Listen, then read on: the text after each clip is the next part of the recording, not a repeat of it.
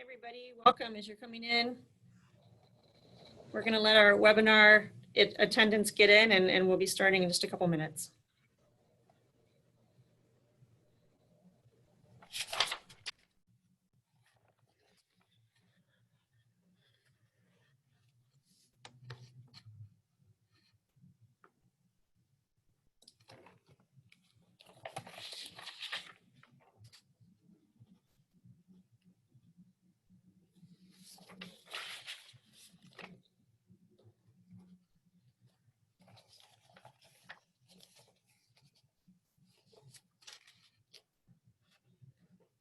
Hi, everyone.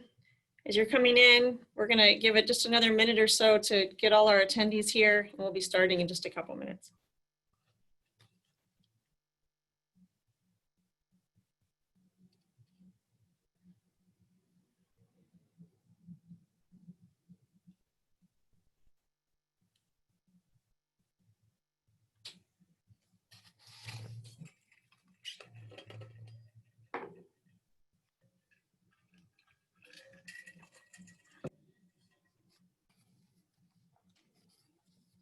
Hi, everybody. Welcome. We're going to start in 1 minute. Still giving people time to filter in.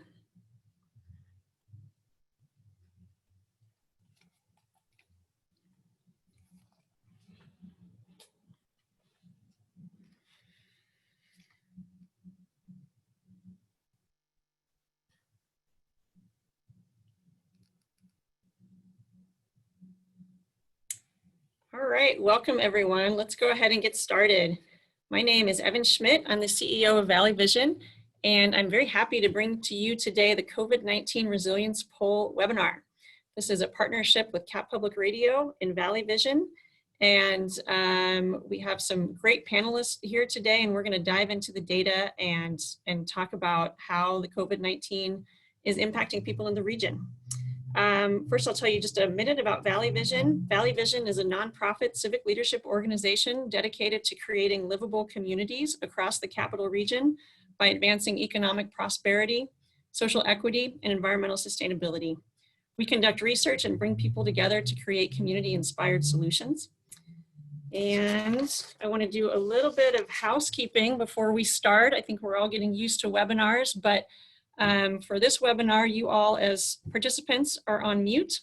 We have the Q&A box, so if you have questions for our presenters, please put them in that Q&A box. If you have questions about technology or logistics for our webinar, you can put them in the chat box. And this webinar is being recorded, and we will share it with you at the conclusion of the webinar. So let's go to the next slide.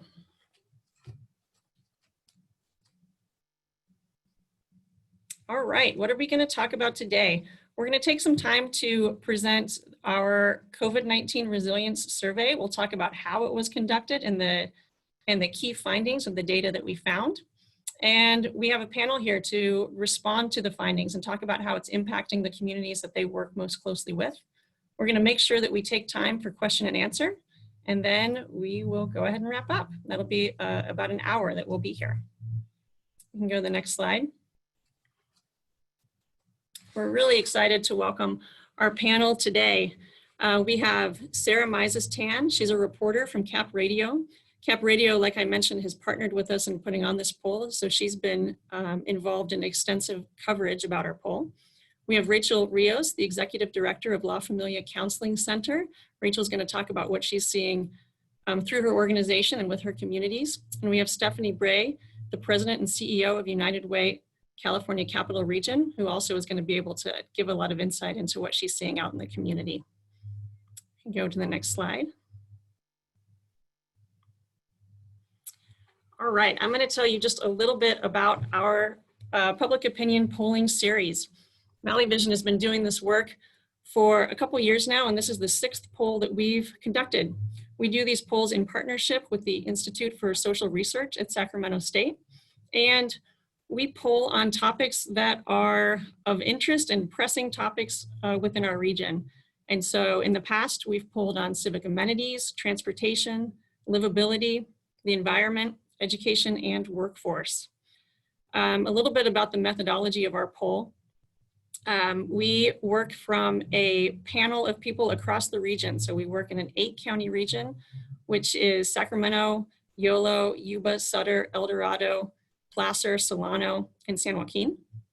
And we ensure that our poll is demographically representative of our communities and has a margin of error of less than or plus or minus 3%. So we have a high degree of confidence in the data that we're reporting, and that it really reflects the views of people throughout the region. This particular poll, the COVID-19 Resiliency poll, was in the field in May, and our plan is to conduct this poll 3 times over the course of about 9 to 12 months or so. So it's really important for us to be able to find trends and to track conditions as they're changing, because we all know how fast conditions are changing with our experience of the pandemic right now. We want to thank Western Health Advantage for supporting our polls. And of course, we welcome other polling funders as well. Next poll, next slide. Not the next poll, not quite yet, that's still coming. We're going to talk about this poll right now, and I'm really happy that my colleague Meg Arnold is going to present the data. She is a strategic advisor for Valley Vision, and she's been really involved in leading this poll. So I'm going to turn it over to Meg. Thanks, Evan. I'm glad to be here and happy to share and then discuss some of the main findings of this poll. So we polled on this topic, as Evan described, in order to capture the impact of the upheavals in our communities that have been caused by COVID-19. And briefly, a little bit more about the methodology, as Evan gave a high-level view of it. The poll is available to respondents in multiple different language translations. We do get to that plus or minus 3% margin of error. And the data in the poll is weighted to represent key demographics in the greater capital region. So it is truly reflective of the community. Next slide, please. I think we've touched on many of the data points on this slide, but the one I want to point to is the specificity of the dates in which the poll was in the field. We wanted to be really precise about this, which we're not usually so precise in our polls when they're in the field. This was in the field the latter half of May. And it's important to point this out because things are changing and continue to change so swiftly. If you think back to the second half of May, we had just begun the process of reopening. It was before Memorial Day. It was before the murder of George Floyd and the subsequent racial equity issues that laid bare with such consequence. It was also when testing for COVID-19 was becoming significantly more available across the region. And it was a couple of weeks before cases of the illness began to surge. So clearly it was not the time that we are in right now. So hence we wanted to be specific about it. As we jump into the results of the poll, I want to kind of preview that one of the main findings is that COVID-19 is being experienced in markedly different ways in different parts of our communities. As we go through the slides that I've got, you'll see this come through in a number of different data points. And these disparities will be a focus of the discussion that Evan will lead with our speakers after my presentation. So next slide, please. Start with the big picture. We asked what people were most concerned with respect to COVID-19. And not surprisingly, people have a very high degree of concern about COVID-19 across a range of different worries. Broadly speaking, people are most concerned about health, both their own and that of their loved ones. Almost 80 to 90% of respondents are very concerned about each of those 2 worries. The social fabric and their people's personal relationships fall, again, broadly into the next area of worry, including being able to visit and to care for friends and loved ones and to access care. And then worries about financial well-being, job security, ability to have access to key necessities, and personal finances rounded out the top list of worries. There's a couple things to note here. First of all, the overall level of worry about all of these is extremely high. And second of all, these are hugely important things to be worried about. And for those in our communities to be worried about all of them to such an extent is really important for sort of as a basic grounding for the results of this poll. I don't think it's a surprise to any of us to see this level of and extent of worry. We've all been living through the same realities, but it's definitely concerning. So next slide, please. Next, we'll look a bit deeper into income. Overall, almost half of Sacramento area residents have seen their income drop during the pandemic. This is where we start to see differences by race and ethnicity. Non-whites and Hispanics have had greater downturns in their income than whites and non-Hispanics. 62% of both Black and Hispanic respondents report either a somewhat or a significant reduction in their income. And just a side note here, you'll see on the graph that the graph is actually two graphs, and the Hispanic numbers are reported separately. This is related to how our polls ask about race and ethnicity. We follow the current approach of the Census Bureau, which is to ask about race and ethnicity in separate questions.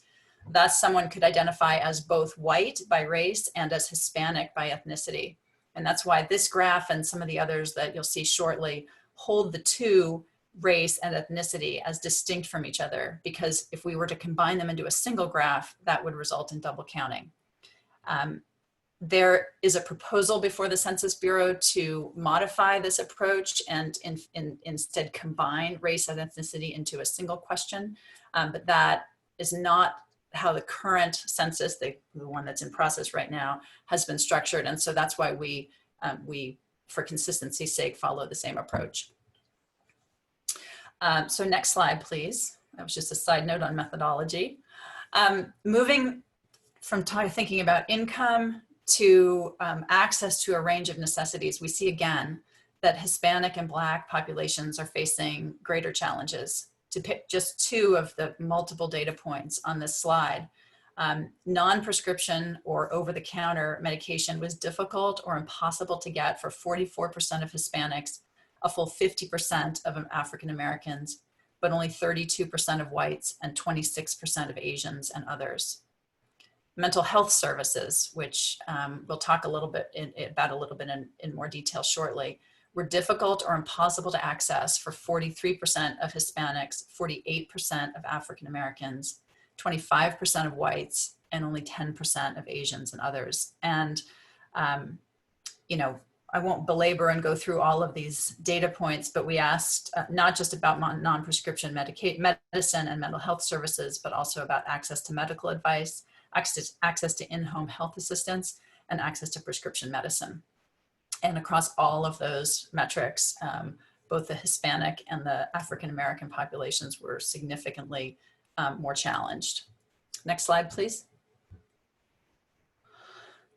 Given the number of worries reported on the first slide that we talked about, it's no surprise that mental health is a challenge for many. So we asked people which of the following had they felt at least one day in the prior week, and the prior week being that period back in May. Across the board, respondents indicated high levels of depression and anxiety, as well as concern about the well-being of children in the household and concern about the substance abuse or alcohol use of household members. This alone is concerning. This overall baseline high level of reported impacts is concerning. And on top of that, here as well, we see again significant differences by race and ethnicity in these results. So pointing to just a couple, a strikingly high number, 83% and 86% respectively of Hispanic and Black respondents report feelings of depression or hopelessness at least one day in the week in which they took the survey. These same groups also report material levels of concerns about the physical or emotional well-being of children in the household and concerns about substance use in their household. Hang on one sec. I want to make sure I'm in the right place. And just to be clear, across all three of these measures, Black and Hispanic populations exceed non-Hispanic ethnicities and non-Black races in the impact of these on them. These data, coupled with the prior slide reporting difficulty in accessing mental health services, constitute a double whammy of disparate impacts on these members of our communities. I also want to look at mental health impacts by age group. So if we go to the next slide. Here we also see significant differences in impact, although again, rates are high across the board. But as you can see, the youngest age group we surveyed, those 18 to 38 years old, are significantly more likely to have felt depression or hopelessness, concerns about the well-being of children in the household, and concerns about substance use in their household at rates that are higher than those who are older. Looking at just one data point, excuse me, and the number for this data point is conveniently not on the slide, but it's 84%. 84% of those in the youngest age group, 18 to 38, reported feelings of depression or hopelessness at least one day in the week prior to their taking the survey, compared to 73% of the group, the next group up, 39 to 54 years old, and 40% of the oldest age group that we surveyed.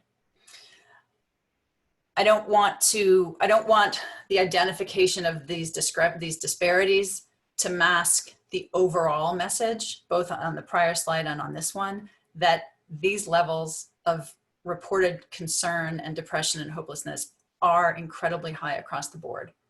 And I think that speaks to the all-encompassing nature of the COVID experience for everybody, and as well amplified in some of the disparities that we're seeing.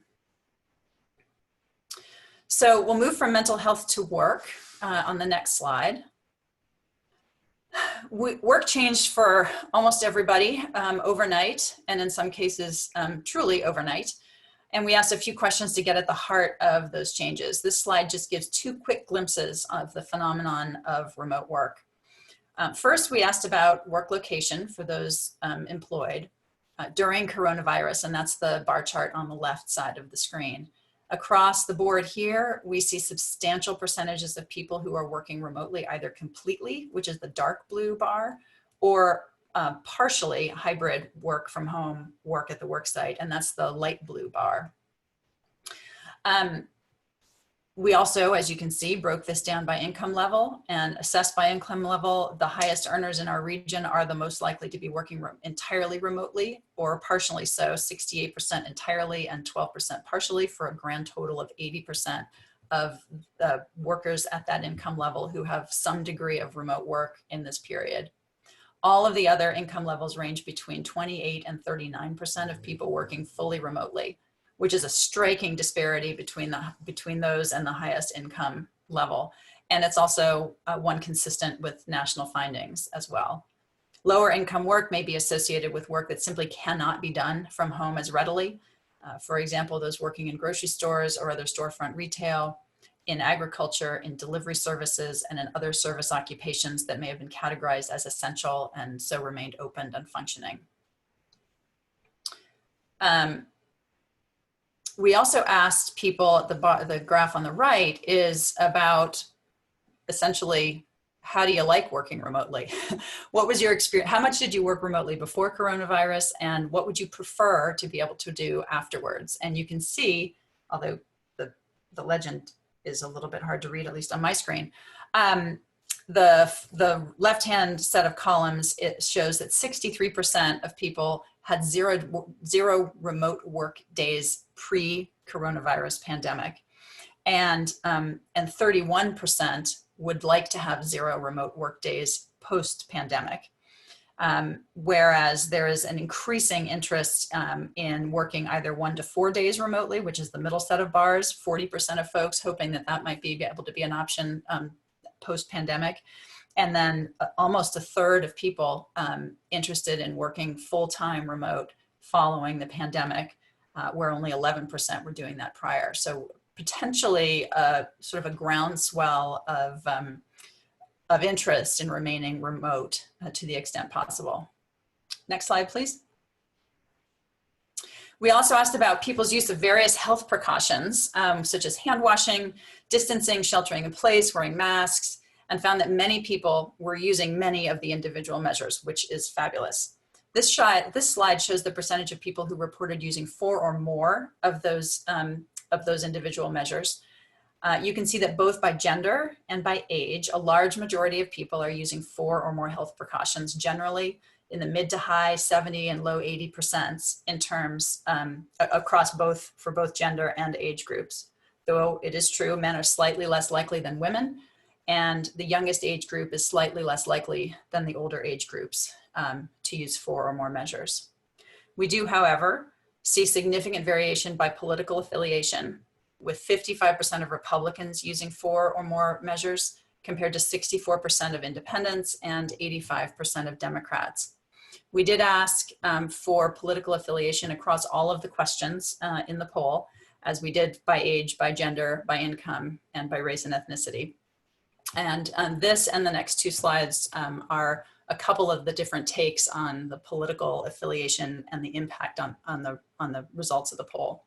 So if we can jump to the next slide. We wanted to highlight how political leanings are affecting not just what we choose to do about the virus, as in the last slide, our own personal protective measures, but also how we think about the big we, the collective we, should respond to the virus and how that overall response is perceived as going. So on this slide, you see we asked a forced choice question, which asks people to choose between 2 opposite statements, picking the one that is closest to their own opinion, even if it's not an exact match. The 2 opposite statements that we asked them to respond to were, on the one hand, we need to stay focused on stopping the spread of COVID-19, regardless of what it takes. And on the other hand, we've done all we can to slow the spread of COVID-19. It's time to go back to normal. Overall, our respondents are in the entire poll were 64% supportive of staying focused on stopping the spread, even in late May when we were reopening and the virus had not yet surged in our region. Looking more closely along political affiliation lines, which is the right-hand bar chart, we do start to see significant differences in opinions emerge, with 63% of Republicans wishing for a return to normal and 81% of Democrats taking the opposite view. I do want to pause here because this was a forced choice question, and note that, of course, reality is much more nuanced than a forced choice question allows for. So across people in all 3 of these political categories on this graph, there is almost certainly far less polarization than this slide communicates. But nonetheless, this hints at fundamental differences similar to what we've seen emerge in the country in recent weeks. So I think if we go to the next slide, I think is my last one. So this last view of political affiliations that we'll share is one that reflects views on how well different entities, governments at various levels, media, health systems, businesses, etc., have done in their responses to the COVID-19 pandemic. And again, this was back in late May. Perhaps not surprisingly, again, given what we read and hear of national trends, views of the federal government's response to date are highly polarized. And that's the top bar that you see there, federal government, with 68% of Republicans feeling the federal government has mounted an adequate or excellent response, and only 24% of Democrats feeling the same way. However, and more hopefully, in terms of our region and the local communities in which we all live, Democrats and Republicans are in greater agreement about how local entities have been doing. Those are the items on the bottom half of the chart: health systems, local government, business, local, educational systems, and local media. And as well, Democrats and Republicans are generally inclined to agree that these local entities are doing an adequate or excellent job in their responses to COVID-19. This is, I find this piece in particular to be hopeful for us at the local level and within our region. There is a great deal more information in the complete poll results, but in the interest of time, I will pause here and ask whether we want to take any questions from the group, Evan, before we move on to the discussion. All right, thanks, Meg. I want to remind everyone to put any questions that you have into the Q&A box. And first question, Meg, for you, what are some of the findings that jumped out at you the most? Honestly, the mental health impacts, I wouldn't go so far as to say I found them surprising, but I found them material and really worrying. You know, I don't think they're surprising because, you know, as I think I said, we're all living this experience, and we know how we feel, and we know how those whom we love and who are our close friends are feeling, and the challenges that they're facing. So that really jumped out at me. The other thing that did jump out at me was some of the racial and ethnic disparities that I'm glad we're going to have the chance to talk through. Again, not surprising, because those are consistent with what we're hearing at the national or the statewide level, you know, but it's here at home, and it's our communities. And so that really had an impact. And then last question, what do you make of the data about telework, and how do you think it might change the way work happens in the future? Well, you fed me that question, because I handle our clean economy impact area work. And so I am very pro reducing greenhouse gas emissions, and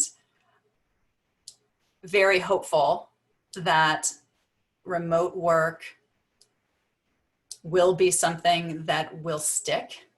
Maybe not to the significant degree that we're all, quote unquote, doing it right now, those of us who are able to, but far more significantly than existed before. And, you know, if I had a nickel for every conversation I've had with folks who said, well, who knew it could work so well once we get used to it, I'd have, I don't know, a fair bit of money. And so I'm hopeful for that. I know there are a number of initiatives in the region underway to try to extend and kind of undergird the remote work habits.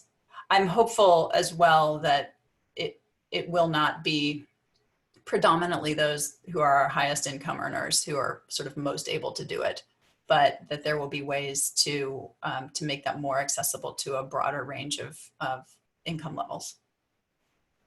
All right, and I do have one more question popped up that I want to get to, and so here it is. Younger people are using mitigation measures less, but experiencing more anxiety regarding COVID. What can we do about this? So our poll does not it does not get to correlation between the data points. So I'm not sure we can conclude that if only they used more mitigation measures, they would feel less depression and anxiety. I was struck by that age group in thinking about it as, you know, at the youngest end of that age group, it's kids who are just on the cusp of adulthood. Plans may have been utterly upended. You've got throughout that age group people who may be wanting to buy houses, find better jobs, you know, be adult more. And at the outer edge of that age group, you've quite likely got parents with really young kids at home who are trying to juggle full-time work or trying to look for full-time work and juggle schools that aren't happening at the moment, and potentially a hugely reduced availability of childcare.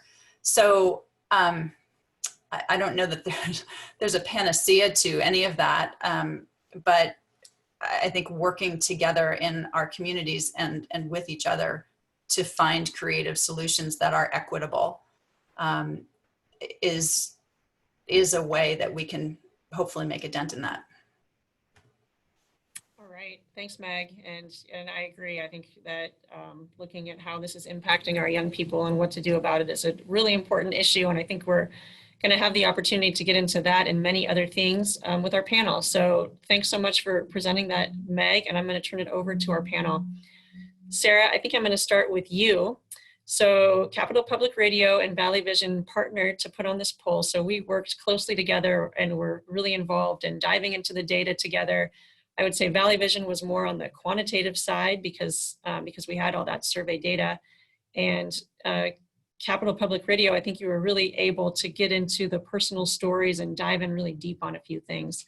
So I wanted to ask you, I think the first question I'll ask you is, how did you decide where to dive in deep, and what are some of the stories that you told?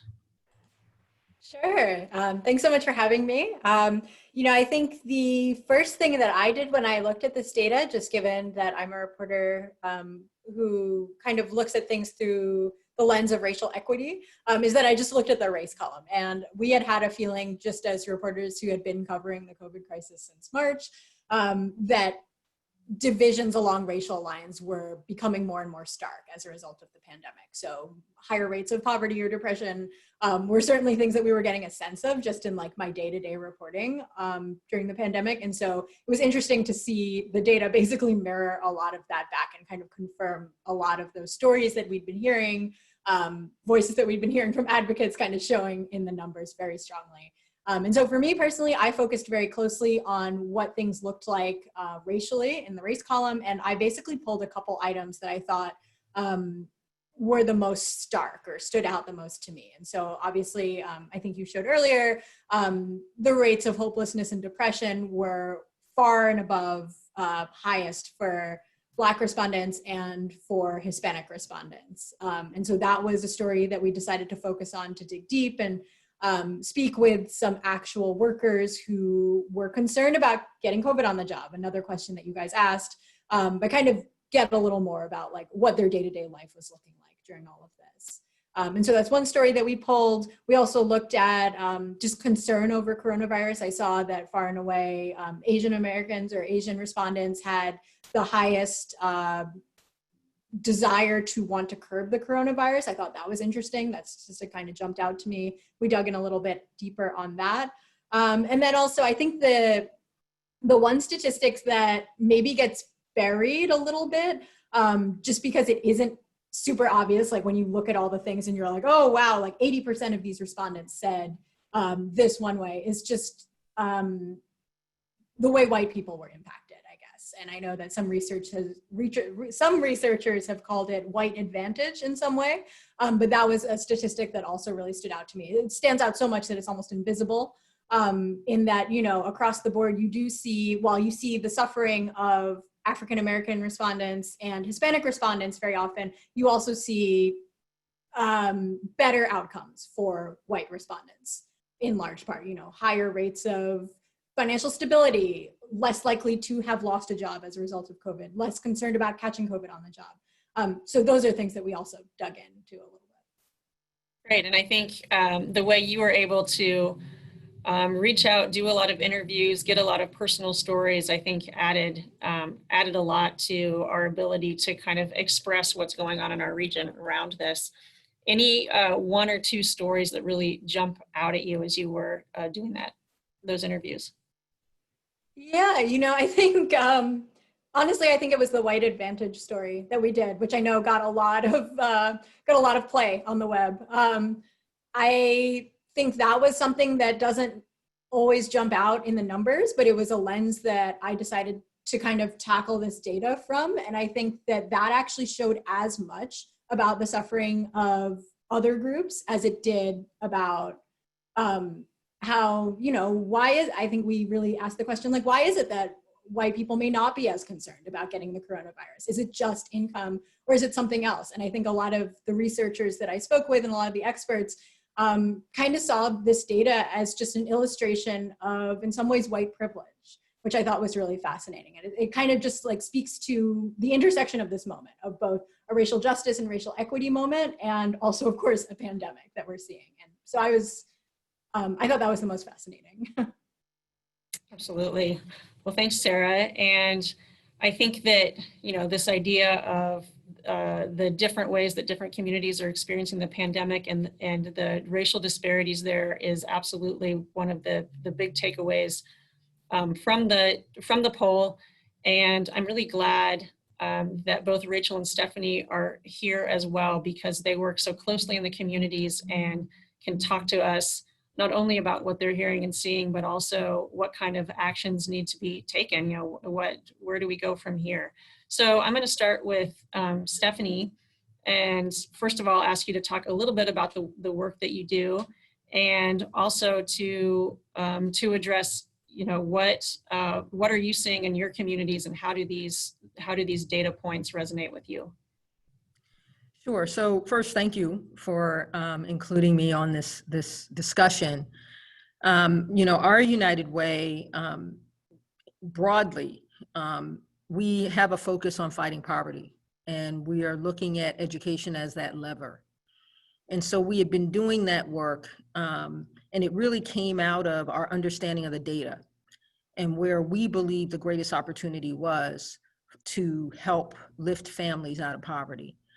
Of course, we knew, I mean, none of what we see in this poll is a surprise to us. And there are several other data points that really undergird the notion of disparate impacts, right? We've got everything from the policy link work that was done a few years ago that really highlighted the depth of the disparities in this region, especially when you look at the African American and Latinx communities in comparison to the white community. We also have the Brookings Institution report, right? That really, it really placed a light on, again, the disparities. And then we had done some looking at the data as well. And so it was no surprise, right? In a region where half the folks in general barely have enough to sustain themselves if they lose their income. And when you look at the impact on, the African American and Latinx communities, it's even higher. And so we immediately started our relief fund when we saw that things were shutting down, people were laid off from work, businesses started to close, all of those things very rapidly. And this was before any of the government programs kicked in, the payments, the increase in minimum in unemployment, all of those things. And we decided that we were going to provide direct payments to families. And so we partnered with a number of nonprofit organizations, including La Familia, because we were very intentional about focusing on those communities that we knew would be most deeply affected, right? They were already on the edge because of the data, right? And because what we already knew about what was happening in those communities. And so we identified those organizations that are serving those families. And we said, hey, you know who those folks are.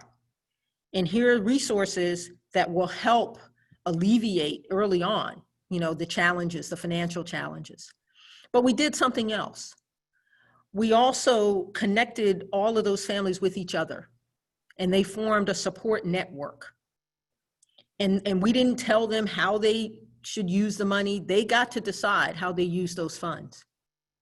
And when we got back the first round of data, again, no surprises. African Americans and Latinx families were the majority of families that were served. They were largely female heads of household. Many of them were essential workers. And they used the dollars to pay their rent and provide other basic needs for their families. And so these are systemic challenges that COVID-19 really just kind of magnified, right? And so for us at United Way, we were not surprised to see any of this data. Yeah, thanks, Stephanie. Rachel, I'd ask you the same question, both to tell us a little bit about the work that you do and tell us, what are you seeing in your community and how does that match up with the data that you see here? Well, thank you again for allowing me to be here today. And very much, with what Stephanie said, is that this is not a surprise to us. If you're out here working in the community, you see this firsthand and you hear this firsthand from people. So yes, we've been looking and working with the community on these issues for the last several months. La Familia has been in Sacramento for over 47 years, and we provide a variety of programs and services for young people. We do parenting classes, we offer crisis intervention, we do domestic violence with partners. We have a youth program, so we have a lot of youth services from youth leadership all the way to working with youth intervention on issues keeping youth out of delinquency and out of those systems. And also we do health programs as well as employment programs. We are one of the America's Job Centers, so we do job training as well as we have a career center. We have health programs in that we do a lot of community health work. We realize that for a lot of community members who don't have access to health, providing them information, bringing health to them is critical. And so we do a lot of community health. And then our biggest probably pillar that we call is our behavioral health services. So we are a mental health provider for children 0 to 21, but we have some smaller programs, a suicide prevention program, as well as a program, short-term mental health counseling for Spanish-speaking adults. That's part of a research project we're doing with Loyola Marymount and UC Davis. So given all of those circles, all of the data points that you're talking about are areas that we work in, right, in terms of our career center. So in March, when the stay-at-home orders first came out, actually, we keep saying that we're like half a step in front. We actually closed the office for a day or two to kind of put together some plans, with our management team of how are we going to address this, because we were seeing the numbers go up, and what are we going to do to keep our staff safe and the community safe. And we realized we were going to need to pivot to telehealth. Of course, it needed to be approved because telehealth has to be approved by the federal level. And for mental health services, it was not yet approved. It has been approved, but it wasn't. And so we were waiting for those authorizations to be able to provide those services.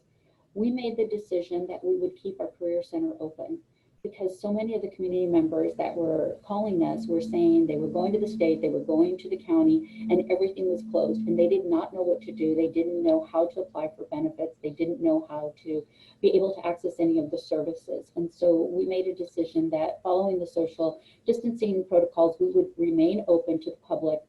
We would encourage people to do appointments, but we would take walk-ins as long as we had the space to be able to social distance, to be able to assist the community.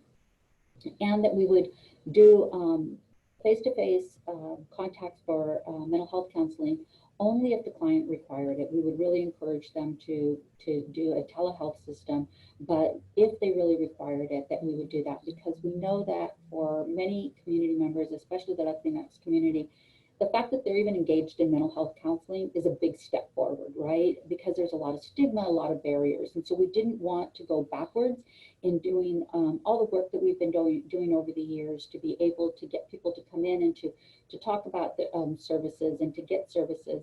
And so we really wanted to be creative in how we offer our services to the community. And then, of course, our small little tiny health team became the hub of everything we do.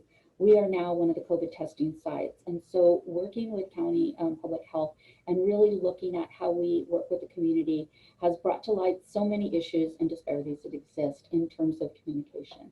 Even well-intentioned communications that are going out do not necessarily hit your audience unless you are doing it through a cultural lens. We need to realize who are we trying to reach and tailor our messages that way. So bilinguals, ads, of course, need to happen, right? Really reaching out and understanding people's, their cultural values and what's important to them. Right now, we're starting a campaign called Hazlo por ellos, do it for them, because we recognize that in the Latino community, you do everything for your family or for your children. And so kind of leveraging that value to be able to say, do all of these social protocols, all the social distancing, wear your mask and wash your hands, do it for them, because we know that's something that you value. But yes, we heard a lot of things from our families, especially families that maybe are mixed immigration families, and they could not apply for any of these benefits. So they didn't really have a choice. They either had to work or they were going to be on the streets. And a lot of family members told us, I already have these problems right now. If I'm homeless and I don't have a place to be, I will have even more problems. So I have to go to work, even though they were afraid. We heard children and parents telling us that their children are afraid to let their parents go to work because they're afraid their parents are going to get sick. A lot more attachment, coming in, in terms of children wanting to be closer to their parents. And we now know, because the governor just released a poll last Friday, the statistics, that the Latinx is the essential workers. They are the backbone of what's been been holding this economy together during this crazy time. When you look at the jobs, it's amazing to me. I knew they were a lot of the essential workers. I didn't realize what significant levels of all those classifications. And so it is no surprise that there is a spike in the Latino community with COVID tests, because they aren't able to do the telecommuting, as your poll said, they're not able to have those type of jobs. Latino and African American and communities of color are not able to be in those type of jobs that give them access to telecommuting. They have to be there. Your cashiers, your janitors, your people who are serving you. And so those are the things, that we did see, that we heard from our community members. Again, the stress that families are facing, having to deal with decisions of, do I go to work or do I sacrifice not being able to take care of my family?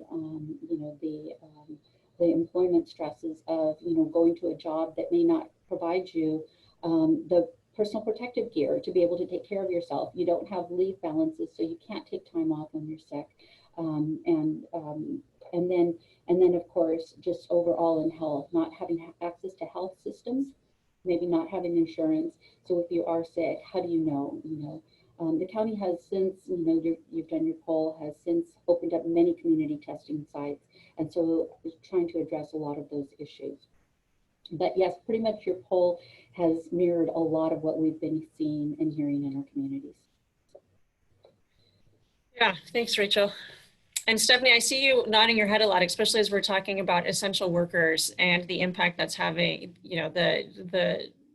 who are the essential workers and how is that playing out in our communities? What's been your experience with that? Well, I mean, it's definitely, again, we know that the more education you have, the less likely it is you're going to live in poverty and the more opportunities are going to be open to you. And so, that's the perspective that we come from in the work that we do around our Square One project, which, our key goal is to make sure that kids not only graduate from high school, but they're ready for college or career, whatever that path is. And so, we definitely understand, the education and workforce connection. And I just want to, just underscore what Rachel was saying about the way forward, right? I mean, I saw a question about how do we address these deep disparities? And I have a few things. One, we have to pay people a living wage. I mean, that's a fact, right? One of the key disparities is income disparity, and especially when you look at communities of color, and in particular, Latinx and African American communities. We need to improve access to health services. Expansion of Medi-Cal does not mean access, right? And so it's playing out both in terms of physical as well as mental health services. We need to restore investments in communities that historically have been disinvested in, right? And that's some of the work that we're hoping, the Brookings Institute and their recommendations can help us. We look at the prosperity strategy, right? All of those things, it really is centered around how do we bring back those investments to those communities that have been disinvested in. And then recognizing that everybody starts from a very different place. And so we need to really interrogate the systems and structures that we currently have that have essentially been established by and for people who have privilege. And so that leaves out, whole communities, right? And unless we acknowledge that and acknowledge the history, and we acknowledge how those systems and structures were built and for whom, then we're not going to see anything different going forward.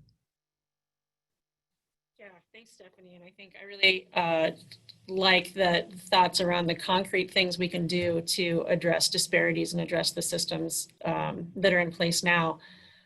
When I think back to when this poll was in the field in May, I think at that time we hoped that this was going to wrap up pretty quick and we were going to be able to get back to normal and we'll flatten the curve and things will get better. And I think we see now a much more sustained situation than we thought we were going to see at that time. Rachel, I know that you're working, directly with essential workers and securing PPE, as you mentioned. What do you see as some of the ways we can continue to help people through this more sustained crisis than what we thought we might have wanted to see? Absolutely. Again, you know, a lot of what Stephanie has said are things that we need to really invest in our communities. You know, when you were talking about, you know, investments in our neighborhoods, you know, we don't even have a bus line on Franklin Boulevard. You know, how can people get to where they need to get get the care that they need? So we absolutely need to invest in our communities, and in our small businesses. And so one of the things that we recognize is that Latinos are very entrepreneur, and they have a lot of small businesses on Franklin Boulevard. There's a lot of small businesses, and during, you know, our Great Recession that happened, you know, in the 2005 2008 era, those businesses were able to sustain. But this time, it's not the same. They're not going to be able to make it through this time because this is a different type of crisis, right? And they haven't had the opportunity to maybe apply for some of those business loans, to be able to apply for the resources that are out there, that they may not know what's available to them. And so we really need to look at how we go and how we actually meet people where they are and support them from that point, and then lift everyone up. So, you know, to Stephanie's point, getting out there in the community, working with trusted partners, being able to connect them with the resources that are there. It's not about additional resources. There are some resources that are there, but people don't know that they are there because it hasn't been easy for folks to get there. I mean, we know that looking at the loans that were available for businesses, we saw that big businesses were able to access that and take that money the first round very quickly, and smaller businesses were not able to access that because you have to have certain protocols in place to be able to apply, and a lot of organizations don't have that. So really kind of trying to level the playing field so that everyone has an opportunity. We really need to look at our health systems as well. We need to look at things differently. We know that community health is real, and we know that they are partners. And the system of, we know you can't get into a hospital or to a doctor appointment right now. So you need to use your cultural brokers, and you need to be able to be educating them on things that we can do to prevent, you know, health conditions so that we can learn about our health. So we need to look at things differently in terms of how we provide services as well. So, I mean, I think those are some concrete ways. And we need to look at to the issue about jobs. We need to look at retraining people. You know, right now we know that we've lost a lot of employment, we've lost a lot of jobs. So let's take this as an opportunity to retrain people into livable wage jobs, into jobs of the future. So let's take a look at how we are taking those folks and putting them in a better situation. So those are just some ideas, I think. Great, thanks. That's great. Maybe we could go to the next slide, because I want to talk about the last question on our survey, which was an open-ended question where we asked, what do you hope might change or improve as a result of the coronavirus pandemic? And this is really getting at, you know, we're in a time of, we see that our systems aren't working. That's a time of upheaval. So what do we hope might come out of this? And if you could keep advancing the different pieces of this slide so everyone can see some of the responses that people had when they're thinking about what they hope might change. So we heard things about, you know, less commuting, better healthcare, better access to healthcare, improved human interaction, a less divided nation racially and politically, more empathy, nicer people, you know, people that recognize our shared humanity and vulnerabilities, and become nicer as a society. So I think despite some of the political divisions that that Meg showed in some of those last slides, and there is a real desire to come together and solve this problem, I think. Starting with Stephanie, if you were to answer this question, what do you hope might change or improve as a result of this pandemic? Well, we've started to already see it, right, in the responses. I mean, who would have thought that the federal government would be making direct payments to people? Who would have thought that, right? Who would have thought that in our world, you know, we had donors who stepped up and gave to our relief fund, and we were very transparent about the fact that we're going to give people money, right? And they're not going to have to do anything to earn it. We're not going to tell them how to use it. And people stepped up. And so, and there were many, many other examples of how, in response to this pandemic, we've had to be innovative. We had to do things differently. And so my hope is that we will continue to do that, and that we can't go back to the way it was, because the way it was not only inadequate and inequitable, but it also showed us, those things weren't working, right? They just weren't working, and they're not sustainable. And so my hope is that we will continue in this spirit of innovation, which is what I call it. Because again, who would think that, we would be saying to communities, come together around this, especially in our model, right? Who would have thought that? And so if we have the will, right? It's empathy, yes. It's will. It's also a moral imperative, I believe. If we want to continue down this road and have things be different, then let's do that. Because we can't go back to the way things were. We just can't. Absolutely. And Rachel, how about you? Yeah, that's great. Absolutely agree. So, one of the things that this pandemic has done is it's really put a spotlight on the disparities that exist with the Latinx and the African American communities, well, all communities of color, I should say. And for the Latino community, for far too long, we have been invisible. The narrative about us has been, immigrant communities, all of the negative things that have been said about who we are. And so part of what I'm hopeful, one is that as a community, we have rallied and we have formed partnerships, not just within our own community, but alliances with our other communities of color, to recognize that we need to support each other, and that we continue to do that. But also that the larger community recognizes the essential workers that we are, the backbone that we are to this economy and to this nation, and that we start changing that narrative and that dialogue about who we are and where our place is. And so I'm really hopeful that that we can start shedding some light on our contributions and what we do, and also on the resiliency. Well, being here in California and in Sacramento, the predominant group with COVID infections, in both in our city and in our county, I should say, and in our state, there is still a lot of resiliency in our community. And as we've had pláticas with our families, they are grateful for their families. They are grateful for their faith. They are hopeful for tomorrow.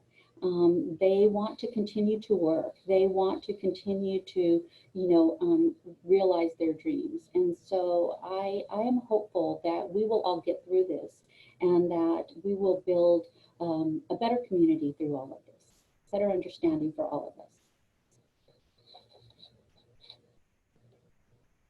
So both of you for those answers. And I'm going to go to Meg to see if we have any questions from our audience.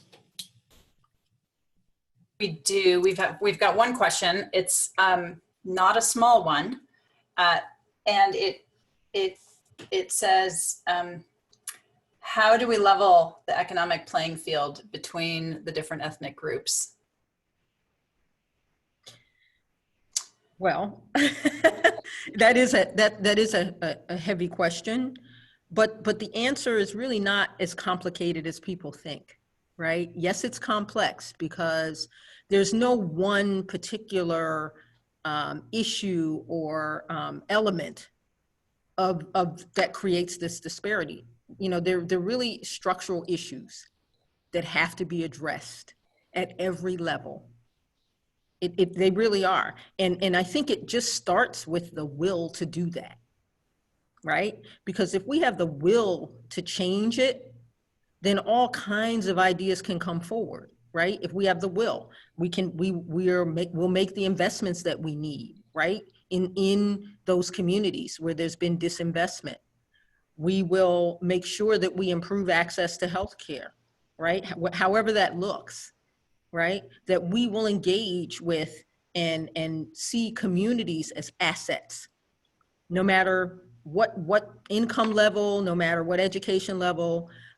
Going back to what Rachel was just saying about the resiliency that exists, there's also innovation that exists, right? You have to be really creative if you're a low income person, because you've got only so many resources to work with, and you've got a family to support, and you've got to live from one day to the next. Imagine if we harnessed that, right?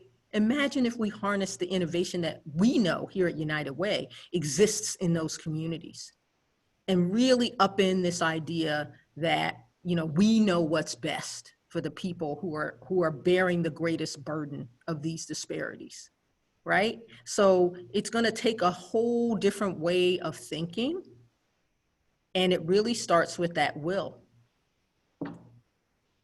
And I would just quickly say that it means us working together. It means that we need to work together. For too long, our communities are divided, are pit against each other for a small amount of resources. And during this pandemic, we realized that we can't do that. We need to have equitable investment in all of our communities. And even the smallest community, I mean, I really want to say that, you know, we have disparities that exist in, you know, our Pacific Islander community that is only 1% of Sacramento, but has 7% of the COVID deaths. This is something people should be really looking at. But if we only focus on our own community, we miss the whole thing. So what impacts one impacts all of us. And we all have to work together. And certainly that doesn't mean that we don't advocate. I'm going to advocate to get Spanish-speaking flyers for the Latino community, but I'm also going to advocate to make sure that we deal with what's going on with that Pacific Islander community. Why are they having such a high death rate? And I'm going to support my Black community as well. So we have to stop working against each other and work together. And that's how we level the playing field. Mm-hmm. And the one final thing I'll say is, you know, to speak to equity, because we hear it a lot right now. And I think the scariest thing about equity for many people is that they view it as a zero-sum game, right? That in order for all of us to be able to enter, to walk through that door into that space, somebody's going to lose something, right? When all we're saying is, you know, we have the ability within our communities, right? We have the solutions, right? You just have to ask us the question, because the solution is there. And so when you think of equity, think of it in those terms, right? And to Rachel's point, you know, what we do to support those who struggle the most will benefit everybody. All right, well, we're right at the hour. I want to thank our panel so much for your insights into the poll and into this situation. What I always say about these polls is this is it's a start of the conversation. It's never the beginning. And the important thing is kind of what we do from here, and how we use the data and how we make sure that we're moving forward. So I was underlining some of the key things that I heard in the conversation. So we already know what we need to do, working together, looking at things differently, use the spirit of innovation, the resilience of people, start where people are, focusing on, you know, do we have the will to move forward with this? And I think, you know, and so much more, but I think those were some of our key inspirational phrases, because it really is incumbent upon all of us to act as individuals, communities, and on up from there, in order to face what we have to face right now, in the face of the pandemic. So thank you again, our presenters, our panelists, and our audience. Really appreciate having everybody here. If we go to the next slide, you can see the links to the reports. So if you want to learn more, you can go to Valley Vision's homepage, or you can go to the CAP Radio /resilience, where you can find more stories about their coverage. So I encourage you to do both of those things. And again, thanks for being here, and have a happy Friday. Bye, everybody. Bye, everyone. Thank you.